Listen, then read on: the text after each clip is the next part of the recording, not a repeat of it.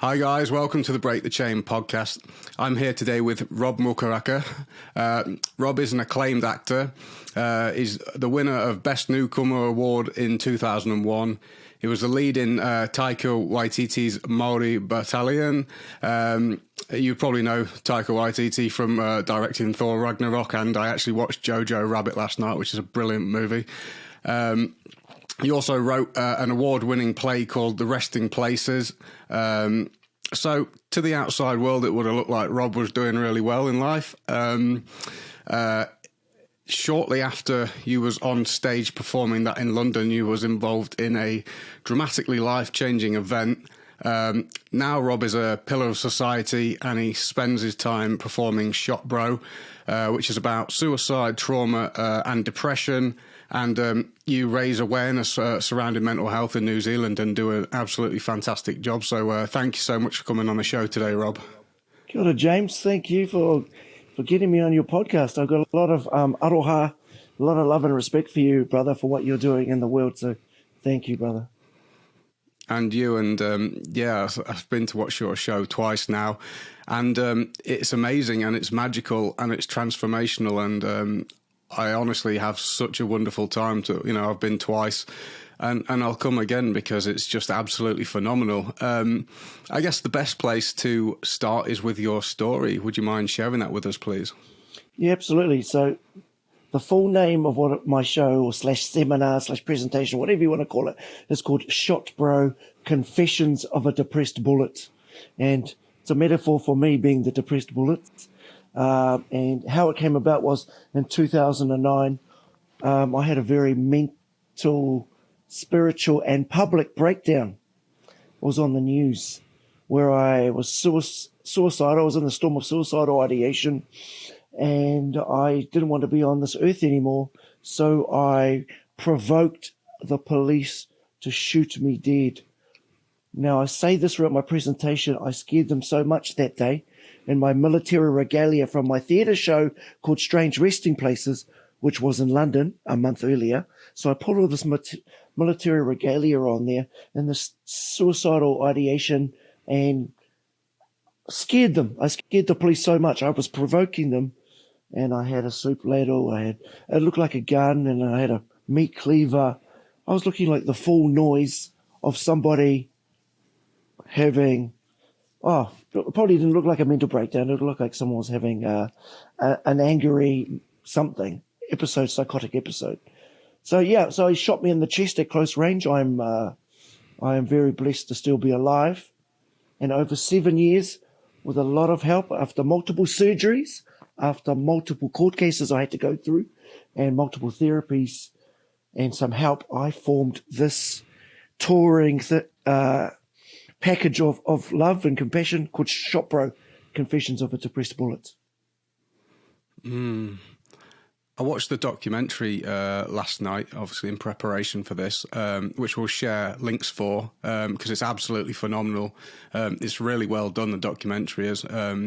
Very moving, very powerful, especially the parts with the water and being underwater, which really, gave you the visual imagery for drowning. And whose idea was that? That was amazing. Well, because I do it, you remember in the show, there's a part like this. I use, sometimes for our listeners, our viewers, there's no words. Sometimes I'm not even talking. It's movement and music. And this drowning thing I do through movement is just a metaphor for what it feels like when you're in deep depression. And so the documentary makers obviously filmed quite a bit of the show over a period of a year and a half. And they suggested it was Jess Feast. She's the director of Storybox in Wellington, beautiful documentary director. And it was her thoughts that put it into the doco. Because people get it. It was amazing. And that stuff works so well in the show, and I think that's one of the things that really makes it accessible for a lot of people and disarms people and gets them into a space where it opens people up. It gets past their defences, and after the show, it's one of the most beautiful things. And we'll talk about that a little bit later on because I've got it planned in there, but it is amazing. So, you know, if people don't make it all the way through this conversation, check out the documentary in the notes. If it's on YouTube, it'll be in there, because it's well worth a watch. It's really good. One of the things I found interesting is, you know, well, it's the news, obviously. Now, they've mentioned that a guy with a meat cleaver's been shot, but what they didn't mention is that he was wearing a World War II uniform and you had a ladle wrapped in a tea towel. They failed to mention that part. It's a little bit biased. Yeah. And that's just journalism 101 for you. It's the first to get the bite of the apple, take the first tear of the flesh to get it out to the world. Doesn't even have to be factual sometimes. Some journalists, not all journalists, some journalists, but it was a lesson for other journalists who asked me how to report on attempted suicides. And I said, report on it like you're reporting on a loved one. You'd show way more compassion if it was somebody who was close to you. So anyway, definitely. That's just a little 5 cents into the pot. Yeah. What factors led up to that event? Good question. Multiple factors. So I was in a tumultuous relationship, and it was nobody's fault. It was just where we were at. But that's just the surface. That's the trigger. I was being triggered by that. I had all the shame, guilt, and failure swirling around me a lot. And when we were in London, 1 month before me provoking the police to shoot me dead, we're in London, this storm of suicidal ideation was popping up, but I didn't know what it was. And I didn't have the words to articulate what was happening inside of me, all this worthlessness, all these voices, or the power of this energy that was telling me I am shit. And I'm sitting I'm saying this close. We're on the internet, but my best friend sitting across the table from me in London, and I don't know how to tell him. Like, this thing is yelling, screaming at me like, you are shit. And I'm with my best friend. I go, I don't know how to say it without sounding weak, useless, vulnerable, all these things I've been taught to as a man to stay away from. So yeah, I was swirling in London 1 month earlier, and like I say to people, on the outside, it looked like I was living the dream. I was falling over mentally, physically, spiritually, financially, and I didn't tell anybody. Yeah. But it was all coming from my past, which is in the documentary, was unresolved trauma, and I had no idea. So it's like reaching out to you reinforced the things that you already felt like you was internally, and you didn't want to be. You didn't want to be weak, and to you, to reaching out was actually reinforcing those things you was running away from. Yeah, all of that. I was told that being emotional was a weakness as a male.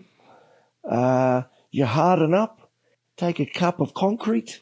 That should sort out your problems, mate, brother. And obviously, those things do not work. It's not harden up, it's open up. So let's not get into the harden up club. Let's get into the open up club. And so I was believing this mythology, and also all the shame, guilt, and failure from my own childhood trauma was starting to surface, but I didn't know what that was. It was just coming up, and thoughts, feelings, emotions. It was spurting up, and I was trying to put the lid back on the boiling pot, and that was not working. Then boom, just burst off, and I was like, I don't deserve to live anymore. But it wasn't the first time, James. So that was 2009. Years later, when I was 21, so that's when I was 36, 2009. When I was 21, I had suicidal events, 3 in one day, which really put me into a psychiatric unit, a very well-known one in south of Auckland. So these are all like massive indications that this guy's, something's not good with him. And my family didn't have the tools. And I'll share this with you. Seeing a therapist or psychiatrist at the time, I was just lying because I was scared to tell him what he needed to hear. I just went, if I just tell him the bare minimum, I'll get out of this place soon. I'm not crazy. I shouldn't be here. So you was just lying your way out of there. I mean, it's quite easy to act sane if you're intelligent. And I have a friend who who lied to the psychiatric team after she'd been sectioned. She walked out of there and she killed herself. So it's a difficult position for people to be obviously people don't want to be kept in there when they are ready to go out, but also you can lie. So it's like I think those guys try their best, don't they? But ultimately it's down to us, isn't it? At the end of the day. It is, but it's also building safe places and having multiple options. Mm-hmm. So I had 0 tools on my tool belt. Now I have multiple tools in my tool belt that can help me, and some of these tools help others, but it's not the be-all and end-all, because there's even more tools of help and hope and aroha in the world. But our minds just convince us, well, I tried to get help once, or I tried to get help twice. Oh, well, that's me. I'm spent. I'm done. There's no other help out there. So many options, isn't there? There's just so many options. Absolutely. You are absolutely right. There's just so many dickheads in the world that make it hard as well. When you think, like, why get help when people are like this? But, there's not everybody's like that. And was it one of the things that you said in the show, that one thing you wish you knew that you could change counsellor? Or I think it might have been someone else that said that. But if you get a bad counsellor, they don't gel, you don't gel, you can change. Yeah, I'd seen about 4 shrinks, and the 4th one over a period of years, and the 4th one was just the right fit. And because there's still a stigma around about, I saw you go to the psychiatrist's office or the school counsellor's office, that stigma, you start to go, oh, well, that's it. Don't want anyone to see me, so that's me, I'm done. It didn't work out. Oh, well, I did my best. Lots of people, I did my best, but actually we didn't do our best because we're just frightened of the stigma surrounding going to see a therapist. Yeah, there is some stigma around it, but I think I got to a certain point where it's like, actually, I would have probably been embarrassed about this at the start, but now that I'm a bit into it, I'm like really interested to know about me and what's going on, and it's actually kind of becomes a bit like an interesting occasion, like what's going on with me now, can I figure something out that makes my life easier and stops me from keep constantly tripping myself over and over again. Well, and that's why I created Shot Bro Confessions of a Depressed Bullet, because it's part of my own therapy where I holistically can express in a safe space, and I'm judging my own mental health as in seeing where I'm at, not judging myself, but checking in where my own mental, physical, and spiritual well-being is all about. It's a holistic healing. It's not just a mental imbalance; it's a spiritual imbalance. Whether you're religious or spiritual, whatever your beliefs are. There's more things happening than just mental. Definitely. And I think one of the things is when you look at things on just a mental health platform and you're just kind of poking around in there in the mind and trying to fix it, it kind of like, actually, I found that it's kind of painful. It doesn't really go anywhere, and one of the whole holistic Maori approach, the 4 pillars, it's a really wonderful way of actually looking at it. Because if you just look at the mental health side of things, I guess I think when if you try and imagine mental health, you're like, you can't really imagine what that is. But when you imagine wellness, you have some ideas of things you can actually aim for, and especially when it's across the board. Yes, and it just you saying mental health and wellness, that just evokes a different vibration, different level of thinking and openness. Mental health, we start to close down. Oh, no. Okay, it's only in a box. But well-being, just for me, it just feels wider, more open, accepting. So even just changing the words. Yeah, less labelling, less judgmental. Yeah, definitely. I mean, I'm sure, as I say, there's some practical applications of labels and in ways of treating people and stuff, and there are some uses for it. It does have some uses, but it also has a lot of the stigma does come from those things as well. Something I think is really important to ask you is, if there during your what were the early signs? Obviously, you had the 3 suicide attempts at 21, but other than that, I mean, what were the earliest signs where you think that you could have jumped in, if you knowing what you'd known now, where you could have jumped in and done something about that, so to prevent what happened? So if I boil it all down even more, hurt people, healed people, heal people. And I was hurting myself. And I remember being 10 years of age, maybe even younger, having a massive emotional outburst in front of my mother. I'm in my pajamas, my sister's little, and I'm screaming, I don't know what's wrong. And I'm telling her I'm going to put some scissors into my arm. I'm like 8, maybe, not less than 10. And I'm thinking way back then, what's that about? And my mum's scared. She's a mother. She's got me trying to calm me. She's got my sister over next to her. And it's like, what's going on?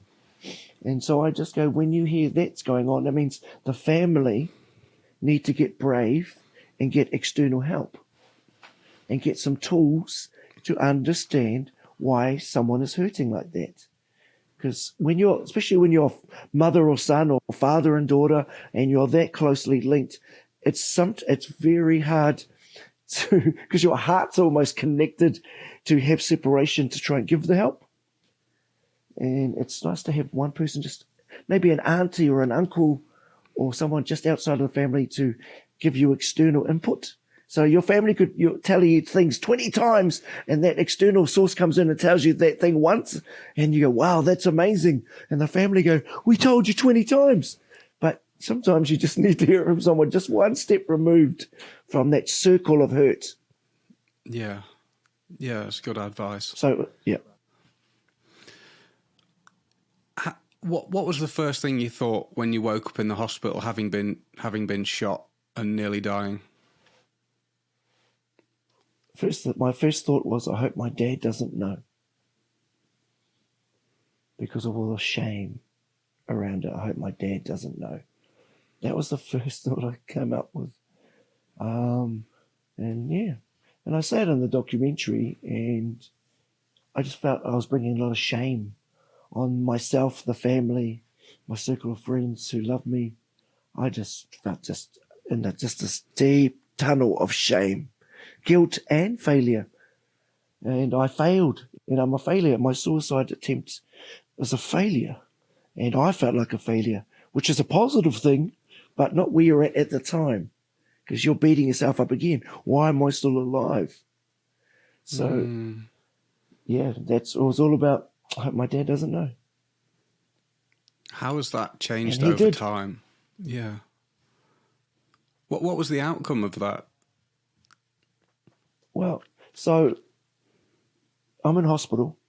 Got my guts are cut wide open from multiple surgeries trying to find the bullet, which they couldn't find. My dad turns up to the hospital. I remember this. So I'll just let your viewers understand this. My dad is an ex-Vietnam War veteran. So he's got his own set of trauma that he's still processing. And he's got a family. He's got kids. He's got grandkids. And my tough dad, who's a man of few words, but a man of action. My tough dad sees me looking like a mess in hospital. And he puts his hand on my shoulder or my head and he goes, I love you, boy. And that almost made me cry. I didn't realize that after 36 years of age, I was wanting my dad, I'm emotional now, wanting my dad to tell him that he loved me. I didn't know that. And I thought, that's strange. I feel all these emotions in bed. On top of the morphine that's in my system because my body's in trauma, I'm emotional because my dad just said a few simple words, love you, boy. And so I think, on top of this, and you boil it down even more, there's a self-worth thing that was going on, that I'm worthless, I don't deserve it. But I'm searching for love. And I was searching for the love from my dad. My mum would say it, but as a male, I didn't realize I was yearning for that. Just tell me, Dad, tell me. But my friend said to me later on, like they come over to home where my dad is, and they say, hey, your dad loves you, eh? And I go, how did you know? Does he say something? And they'd say, no, he just keeps bringing food over to the table where we are. So it was like acts of service. And I was like, what? I was waiting for the words. Yeah. He was doing it through actions. So I didn't understand that. So once I slowly cottoned onto that, the old man who's from a generation of, you don't speak those words. Those are soft words, but that compassion the old man just said, those simple words, I love you, boy, that just cracked open a massive eggshell. I think that's got And I'm constantly looking for that for myself. Yeah. Sorry, carry on, brother. I think that's got something to do with trauma as well as how we perceive actions and expressions. And if people don't tell us physically that they love us, quite often people who have been traumatized need words, because the actions, they can't link those two things together. They can't link the actions with the love. I've definitely experienced that with people who've been traumatized. They need you to physically tell them. And one of the things that I think as men, we don't even know we need love. We don't have a clue. Yeah. We don't know we need that. We think we don't. But we're looking... Yeah. It got to a certain point in my life when... Well, I guess that through actually engaging in loving acts, I don't mean like in relationships, for God's sake. Most of the time, that's the place where there's not that much love. Sometimes it's kind of hard to love people when you're so close to them all the time. It gets kind of difficult. But just through life and being compassionate and self-sacrificing, putting your stuff aside to do good things for other people, help, doing those things, and it's through actually those things, and I started to actually experience love, experience fulfillment, experience happiness, and just being like, right, this is why I've been feeling so bad for so long, is because I haven't been loving at all.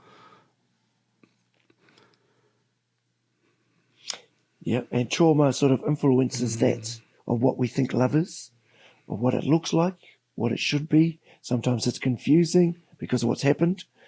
And that's why, you know that Shopper is all about aroha. And aroha is the Māori word, not just for love, but it's the word for unconditional love and compassion. And that's why on my stuff I say, out of the dark with aroha. That's why I do that heart shape, going into maximum security prisons, military bases, handing this heart over and giving it to them if they're willing to take it. Some are not. That's okay. I just place it like this in front of them. And sometimes it's great to see a big tough guy go, oh, yeah, what's this crazy thing? And I'm like, oh, he took it. And then, we're giving it out. And, when you see tough guys doing that in my presentations, theatre show / seminar, I realized that inside these giants are hurt little boys. Inside us are hurt little boys. And it's just trying to reach that little boy buried deep inside to put some more light and aroha into that room. So he starts to feel the warmth and the compassion that he didn't realize he deserved, because he's been so hurt, trapped in that box. And it's manifested in so many different ways. And we've all got forms of that. Hurt people, healed people, heal people. What you do is really, really brave. Like, it's so it's like the manliest thing. Like, you just can't even like what you do is so not manly, but what it takes to do it is so manly. It's like it's just like the biggest contradiction, but it's like, and well, it's not even manly, it's just hardcore. It's love, to stand in front of hardened criminals and pass them a love heart. It's just like, and just expecting this bloke to knock your head off. And like, I think that I would not have the courage to do that. Like, it's just terrifying.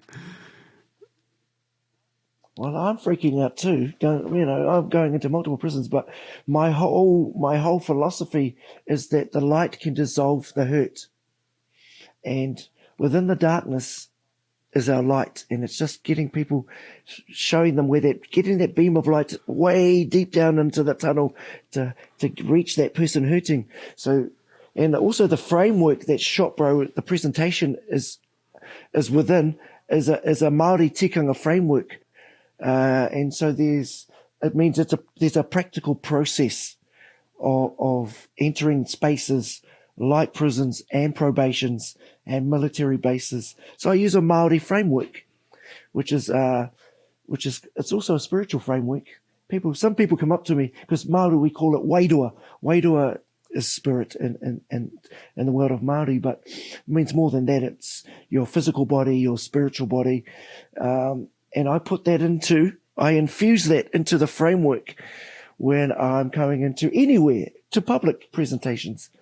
But people are watching and they're gauging on, especially in prison, they're looking at you like, is this guy all shit or what?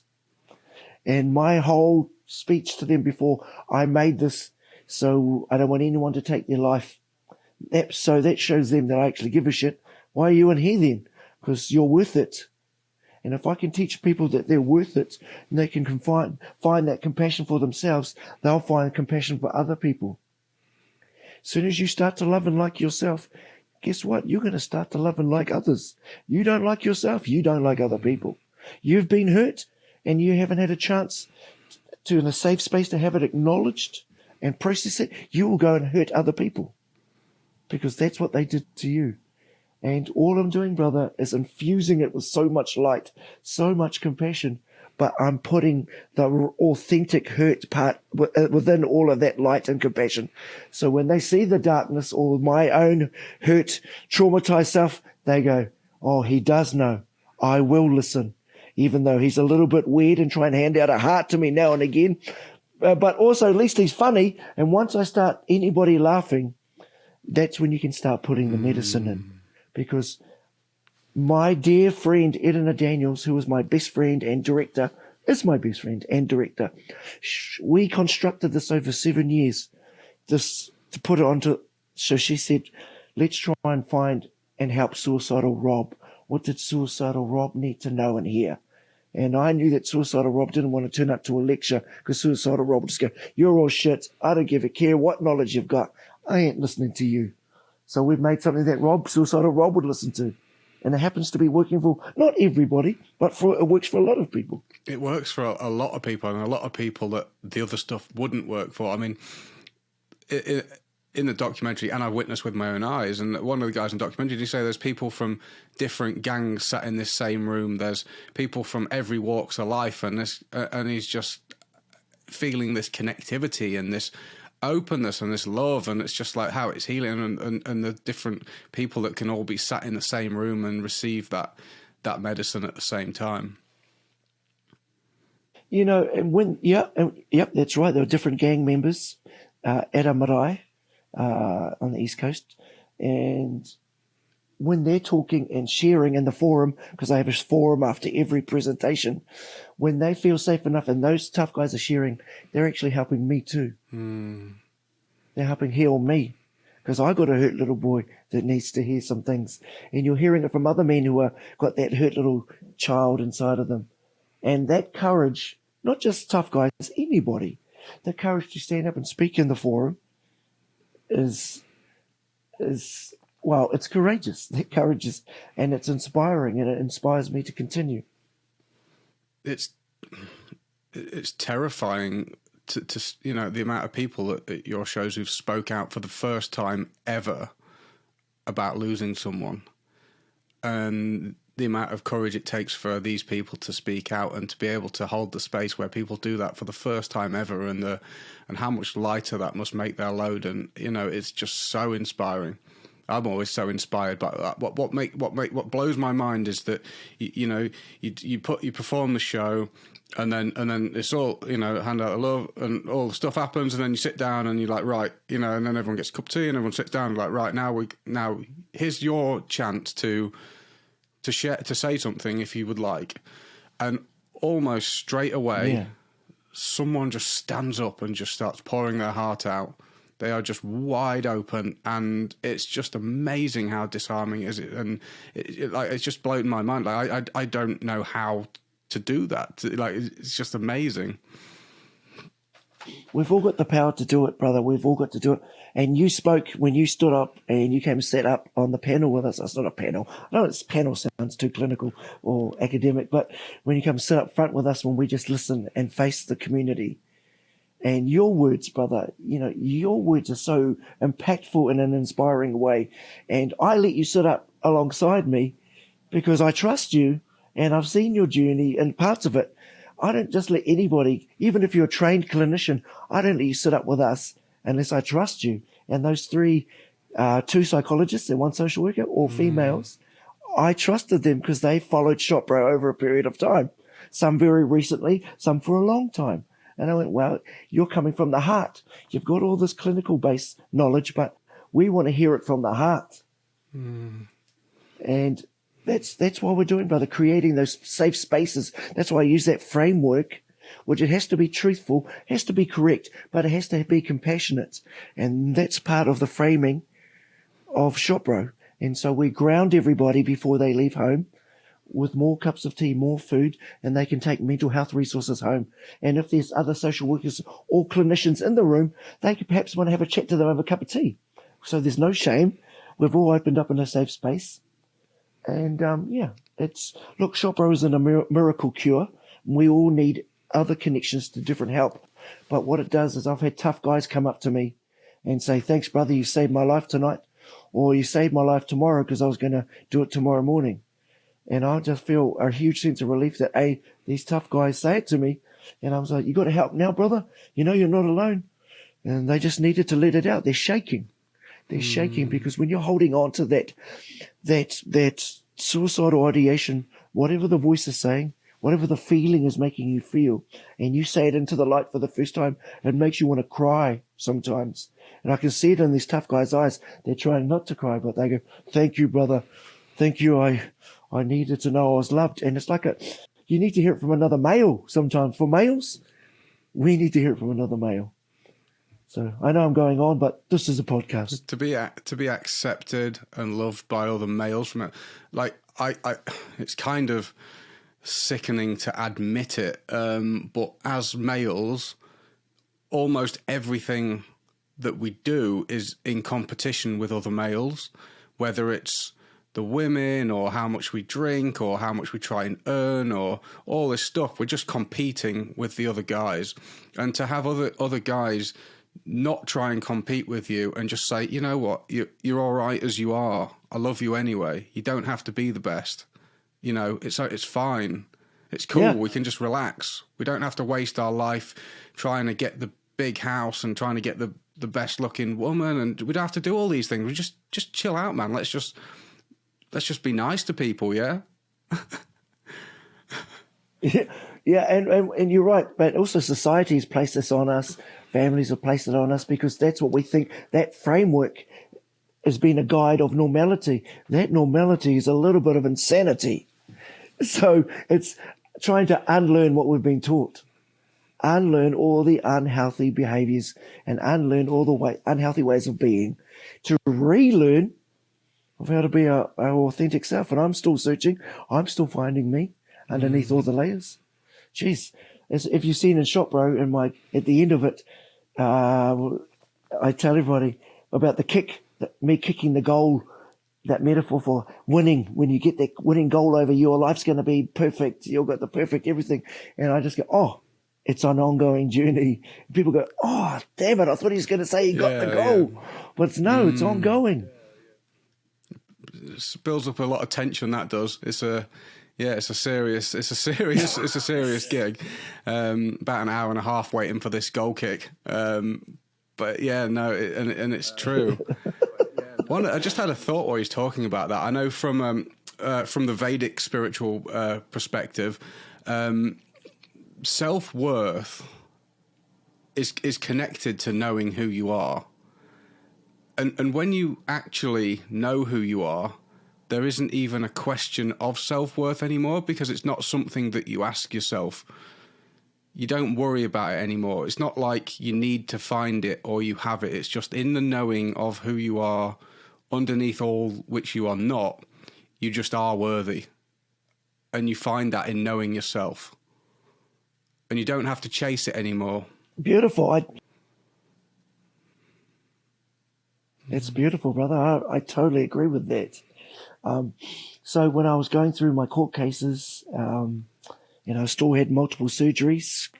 I had a colostomy bag had to be attached because my internal organs were ripped, torn by the bullets. And I'm with my little daughter, who loves me unconditionally. She's 17 now. Gosh, just to think that she'd be walking around with a dad who killed himself. and I'm glad that I'm still alive. That she was about 4 or 5 at the time, and I met one of my next door neighbours who was at her home the day of the shooting, the day I provoked the police to shoot me. She was at home. She saw the whole thing unfold from her house, from her window. And she's a yoga teacher. She's a spiritual guide for a lot of people. And she sees me and she's just light. She's just beams light. And she sees me and she goes, Rob, how are you?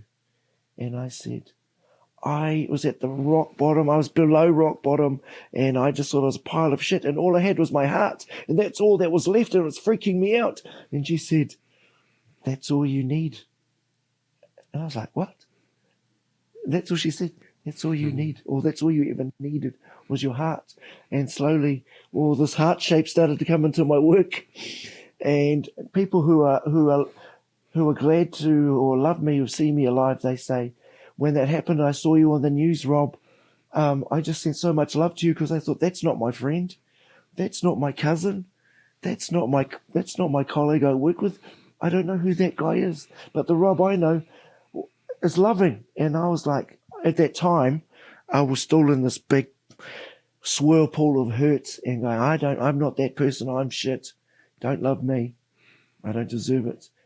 So, because we've convinced ourselves, and I'm just meeting other versions of me in different forms, using different words, but saying similar things. One of the things you did in the show that was really, really impactful was when you tried to hide from your mind, and you fundamentally ended up screwing the door shut in the room with you. You was stuck in the room with your mind. You screwed the door shut. You welded the door shut. You hammered it shut. You did everything, and then you was just like, oh, Rob, what have you done? Yeah, it's still here. Yeah, it's still there. And that, and some people, and that I've heard people say, thanks. I've got phone calls a month later, 2 months later, or emails saying different parts of the presentation has helped them. And I had a very, very loving bro of mine, very tough male friend, go, I started to isolate myself, and that voice started to come up. It didn't say your name, it said my name. Oh no, blah, blah, blah. We're trapped in here together. I'm going to have some fun with you, blah, blah, blah. And he messaged me and he goes, I just realized I needed to reach out. And I was so grateful that, A, because he's my friend and I love him. He's my brother, my spiritual brother. And I was like, I'm just glad that this work pops up for different people in a way that I wanted. I needed the help. So basically, James, I'm being the hero my younger self needed. Yeah. That's all I'm doing. I'm going to ask a question that is, there's a couple of questions I've got that might be a little bit difficult. What did it say in your suicide note?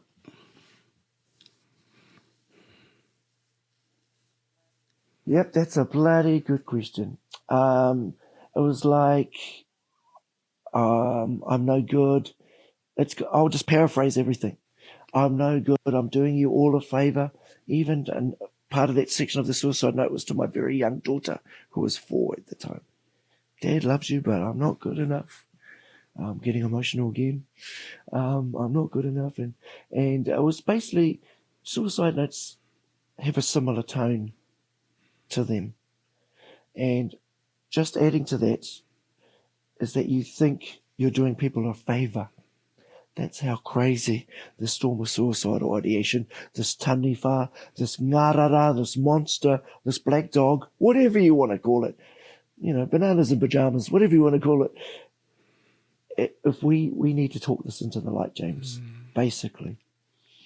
Because if you think you're doing your people a favor, that's insanity.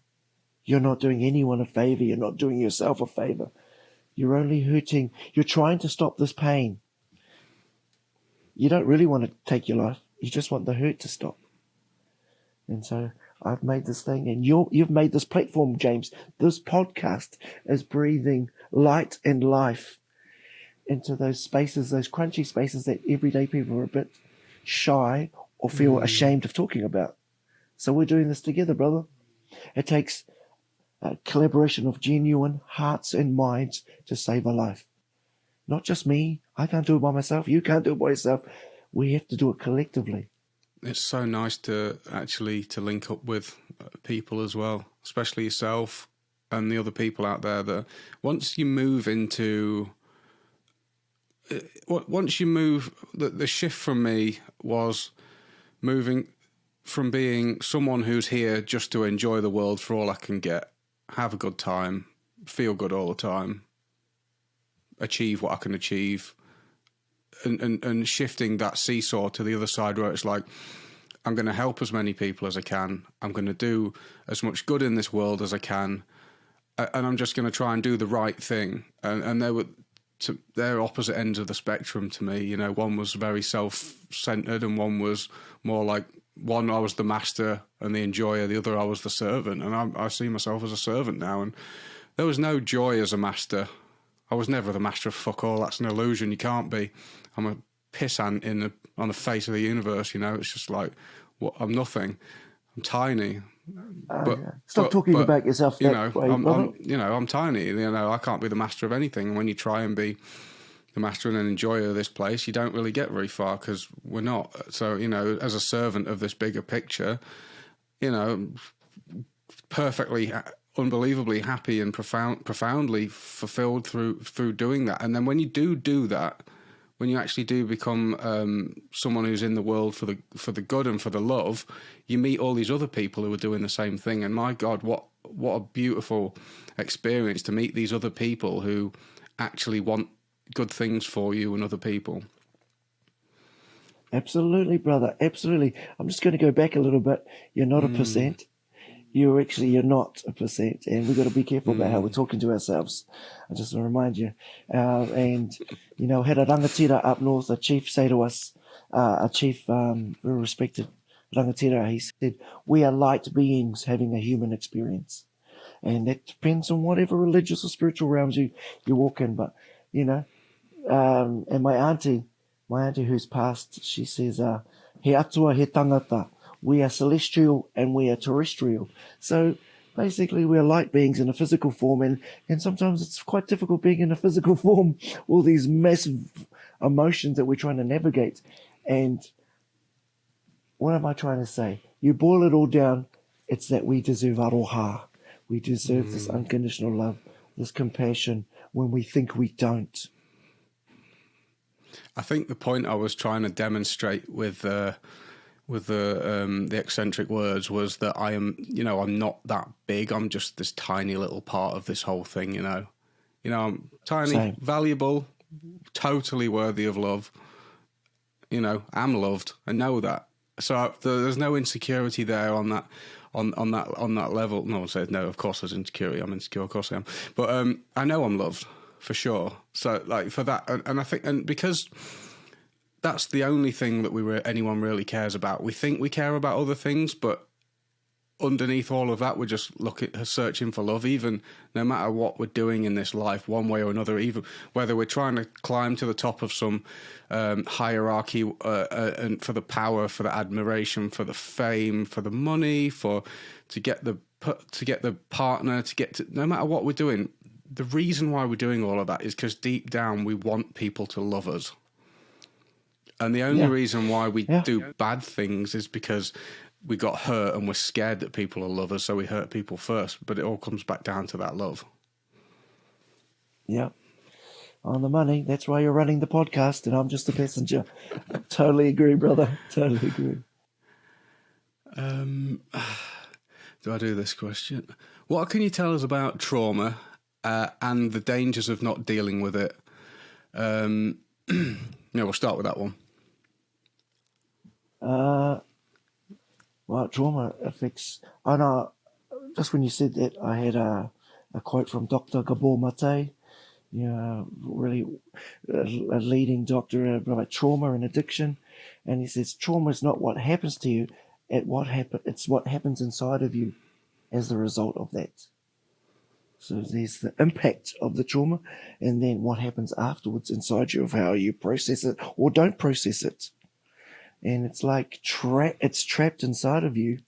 And if you don't have the safe space or people you trust to process it over a long period of time, it gets trapped and it manifests in destructive ways.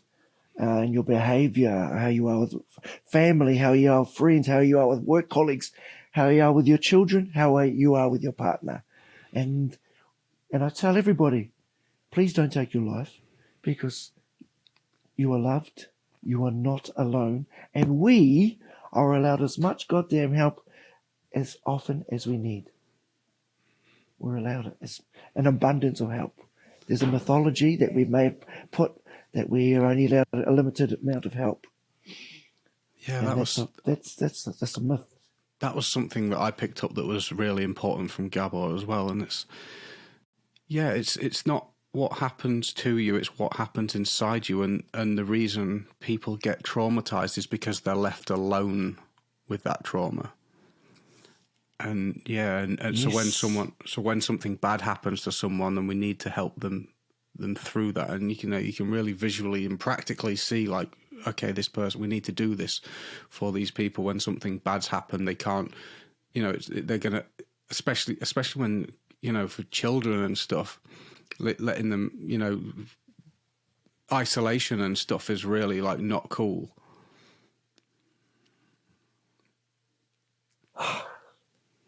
Being hurt and hurting people is not cool, but it's a result of not having somebody to help you navigate that.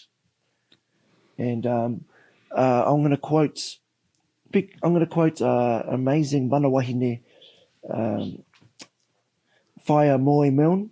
She did a paper on trauma through a Western construct and through a Te Ao Māori perspective.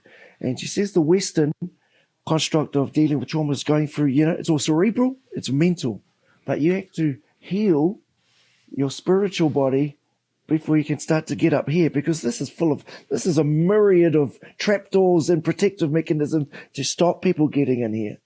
So heal your spirit, which may sound airy-fairy to some people, but heal your wairua first and take time to process that. And then slowly what's underneath all your hurt is actually the answers to your own healing.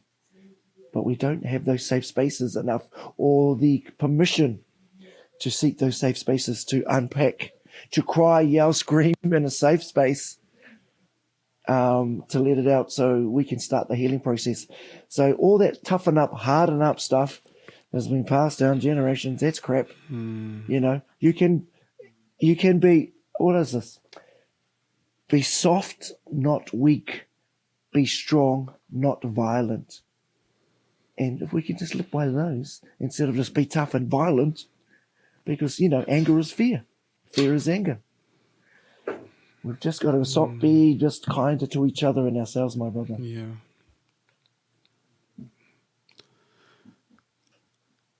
Sorry, I went in a whole circle. Went zigzagged through the circle.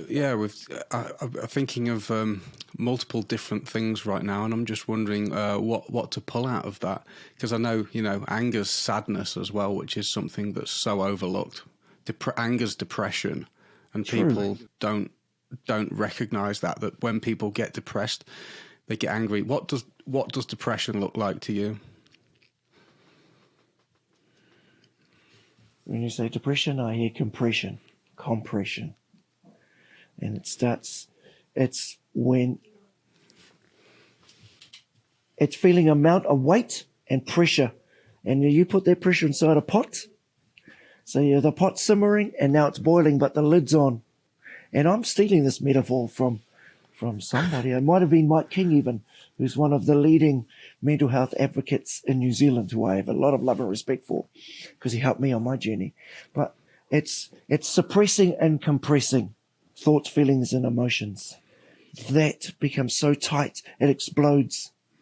And we need to take that lid off that boiling pot with all that pressure and let it breathe. And also, sometimes my depression is like a weight.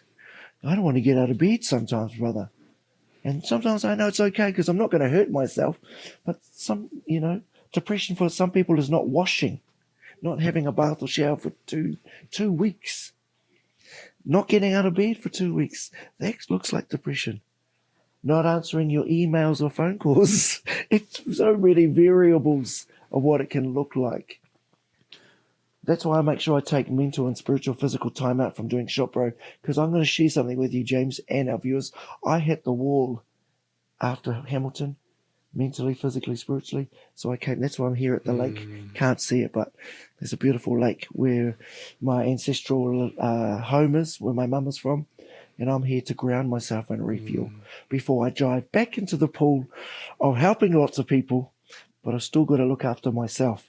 It's no good serving from an empty cup, and I just got a little bit drained, so I'm here to refuel that. I mean, I see all of those things through the lens of service. You're recharging to serve. It's not like it's... Some people are like, oh, no, I have to be selfish now. And I'm like, it's not selfish. Looking after yourself isn't a selfish act. It's necessary. It's just all a part of the same direction. You know, it's people are like, no, I need to be selfish. I need to just block everyone out. Like, this is just all me. And it's like, no, it's like, sorry, guys, I have to do this. If I need to continue with this work, it's all part of the package. You know, it's all service. And now it's time to look after, to service the body and the mind, and, you know, just take that time out.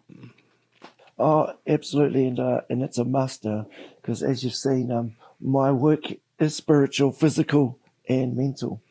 And emotional, so I'm just like I'm having like, if people don't know, my friend Susie Hazelwood, who runs Anti-Bullying Australasia, she's seen Shop Bro 8 times. She said it's like Flashdance on steroids, which is an old 80s film, but it's like emotional, physical, spiritual CrossFit. That's my presentation, a seminar where I not just share thoughts and words, I show you the physicalization without words, through movement, with music.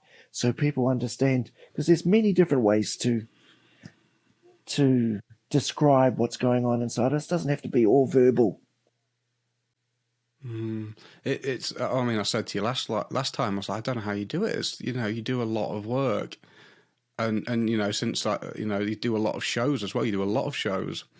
There's that thing where it's kind of like, you know how much good it does, and it's like, well, actually, I need to do this a lot. So then there's even kind of like the you feel compelled to have to do it. You know, it's kind of like, I need to do lots of this. It's hard. Yeah, and that's why I make sure I take breaks. Before, I wanted to do show after show after show, to town after town, and I was just falling all over the place. And I'm like, aren't I supposed to be talking about mental, physical, spiritual well-being? I'm falling apart. And so had to realign, and I've got a lot of people who are feeding into me to check in on me and go, how are you? Are you taking care of yourself? And I've got friends who are working and holding spaces for lots of communities. I sometimes check up on them. Are you all right, my brother, my sister? Are we all walking the talk about well-being, or are we just talking about it? And that's the difference. I like to meet people who are walking the talk. I'm not perfect. I'm not a professional. I'm a QBE, which is qualified by experience. And I'll steal that from Robert Norman Reed, who runs suicide prevention out of Christchurch. And so I suppose I'm still learning, and I'm willing to collaborate with anyone to save a life. I had a thought about what we was talking about. You know, when you say depression, you think compression. One thing that I know, which is kind of basically a spiritual principle about depression and trauma, that within both of those situations there is a non-acceptance of reality. It's I want this, or this should have happened, but in reality this happened, and I can't accept that, possibly for very good reasons. And that non-acceptance of not being able to move past that event pulls you under the water. You know, it's the source, it's the reason why we feel like we're drowning. Or, you know, the way I see that is, it's kind of like holding on to the bumper of a moving car. You need to let go, and you know, maybe, and I mean, oh, for God's sake, it's so hard to, some of these things that people have to deal with in life are just like so heartbreaking and overwhelming to think, I can't possibly tell you need to let go of that. But the reason why the reason why this is happening is because you can't, you know. And within that, because we get trapped within our hurt, we get trapped within the trauma, people start to have the pain Olympics. Like, you don't know pain, I know pain. I've got a gold medal in pain. You've only got a bronze medal. Actually, you're not even on the podium. You don't know pain. So some people say you will never understand, because that's what the trauma tricks you into, or the taniwha tricks you into thinking that no one will ever understand. Then you've got the other spectrum of that person who's hurting and going, oh, actually, I shouldn't even speak about my hurt because it's not as great as yours. And actually, all hurt is valid.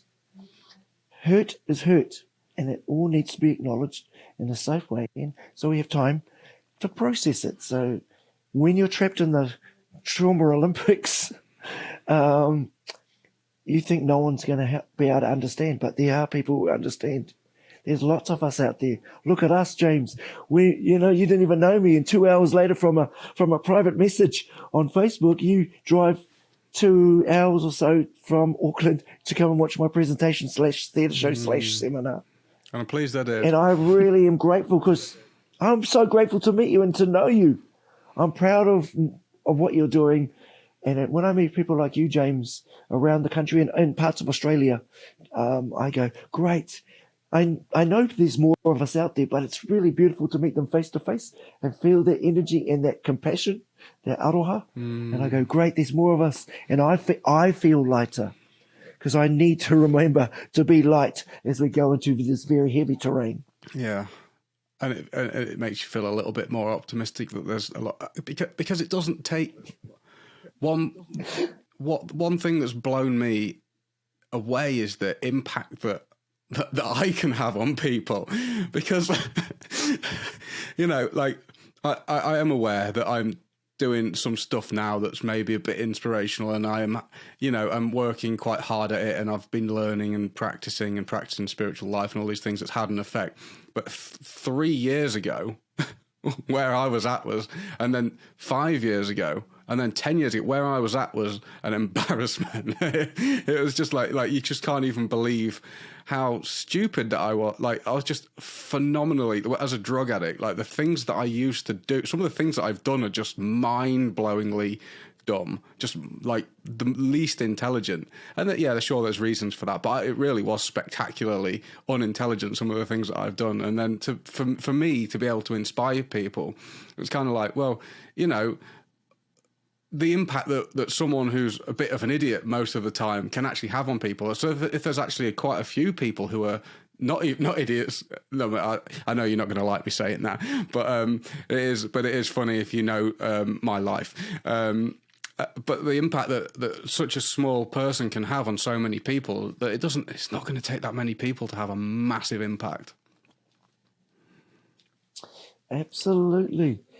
Just one drop can create this ripple effect. And, and I say hurt people, healed people, heal people. Every day we get to decide which one we're going to be. And, when you think about, like, for example, what Adolf Hitler did, or not like his influence, how much damage he did, one person can do equally as much good. Like that spectrum. Absolutely. And so you think one person can't have an impact, then, they damn well can. Totally, brother. Look at us. Look, we're little pebbles in a big pool. We're just dropping that pebble into the pool, and we're connecting the ripples and sending it out further and wider. So other people who are doing similar things like us going, hey, we see you, and we're sending that ripple of aroha back. And that helps power me, helps really inspire me. What other things do you do for well-being? Well, right now I'm here going to nature. I get away from all the noise because I'm around a lot of people for what I'm doing, which I love. I need the complete opposite to unwind. I stay away from lots of people, don't talk to anybody, go into nature, and I just start grounding myself. And I've got a couple of key people that reach in. We say to people, hey, reach out if you need help. I've got friends who reach in if I've gone too quiet. They go, oh, he's going in there. Are you all right? I say, yeah, I'm sorry, I'm not talking. I'm just going back to nature to ground myself. I don't want to talk to anybody or be around anyone. And that is a big coping mechanism for me. But also, I tell people I've got a type 3. 3 people I trust with my life, who I've nominated, who I can call anytime, night or day, if I'm feeling suicidal. Or not feeling suicidal, but feeling the energy of it popping up. And go, oh, if I don't address this is going to get big. We don't want it to get bigger. So, we've also got those thriving mechanisms of my type 3. So I'm making sure I'm putting more tools on the tool belt as I'm traveling Australasia to communities and organizations, because I'm a student as well. People say, oh, you're a teacher. And I was like, yeah, I'm a student. If you can call me a teacher, but I'm a student, and I'll be forever learning, because as soon as I stop learning, then I'm just ignoring other pockets of hope that's around me. So yeah, forever a student. And catch it early. Do something about it early. Yep. Don't let it build. Yes, and I've made the mistake. I made the mistake of my ego telling me, this was 2 years ago, it started to build, the pressure started to build, and I was doing Shot Pro, and I was like, oh no, I can't ask for help. People say you should know all the answers. So once again, this voice started to manifest and saying, don't ask for help. You are useless if you have to. And I was like, oh no, and I didn't until I went, and then I reached out to all 3 of my type 3 at the same time. My 3 people I've nominated, and I rang, and then the first person to ring back was the first person I engaged with. But my other 2 people, helpers, they rang as well. And I went, that's okay, I'm on the phone with so-and-so. I've got that, I just needed to talk it out. And so, once again, the ego can manifest in a way that says, you should know all the answers. What's your problem? Actually, we're forever a student. Yeah. We don't have to have all the answers. I definitely get caught up in that one. Not asking for help sometimes. Welcome to the club. Yeah. But having that network as well is just such a big deal. And I guess it kind of happens by osmosis with me. I'm kind of a part of a community where it's very much, just in a safe place, and it's constant. The work's constantly happening, so it's very, very lucky to have that.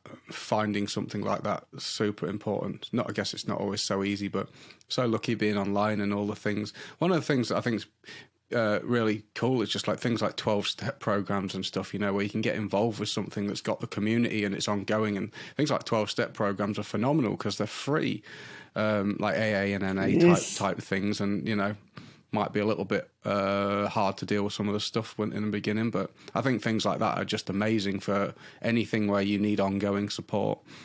One of the 100% agree. Yeah. One of my favourite character from the show is the tea towel and the orange, and it totally reminds me of the Disney Pixar lamp. The little lamp at the beginning. It's awesome. It's just amazing. I don't know why. It's really kind of cute. Can you tell us about that character? Yeah, well, that tea towel with the orange and the chopstick is a representative of